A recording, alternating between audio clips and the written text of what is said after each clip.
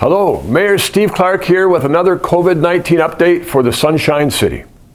The province announced last week that they are beginning a three-step process of gradually easing restrictions. The first step coming into effect on Monday, January 31st. As of Monday, social gathering limits will be increased to 10 people indoors and 25 people outdoors.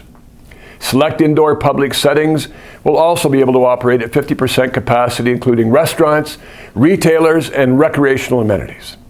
And spectator facilities such as sporting events, concert venues, and theaters will also be able to operate at 50% seated capacity, or 500 people, whichever is less. In light of this announcement, the City of Orillia is working towards reopening select city facilities and amenities with health and safety measures in place. Effective January 31st, the Orillia Recreation Centre, Brian Orser Arena, and Rotary Place will open at 50% capacity. Registered programs, pre-registered drop-in programs, and pre-registered fitness, swimming, and public skating will all begin on January 31st. User groups will also be able to have access to recreation facilities beginning on Monday. Proof of vaccination, your QR code, is essential and required for facility users ages 12 years of age and up. Pre-register for programs now at orillia.ca/sun or by calling 705-325-4386. That's 325-4386.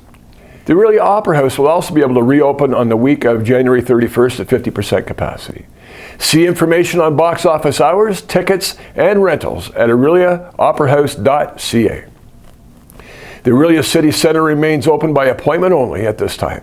To book an appointment, visit orillia.ca/online services. Residents are encouraged to continue accessing city services through the website, email, and phone when possible. The Orillia Youth Centre will reopen on Monday, January 31st, operating, of course, within the provincial guidelines. And the Orillia Farmers Market remains operating at 50% capacity on Saturday mornings at the Orillia Public Library. Face coverings are required to enter all city facilities with the exception of children under the age of 2 and when participating in an athletic or fitness activity. If you are unable to wear a mask or face covering, please contact the department or service directly by phone or email to make alternate arrangements. For more details and information on city services and amenities during the pandemic, visit orillia.ca/COVID-19 and follow the city on social media. As the province gradually eases restrictions and more amenities and businesses reopen, it is incredibly important that we remain vigilant. We must adhere to all COVID-19 safety measures in place.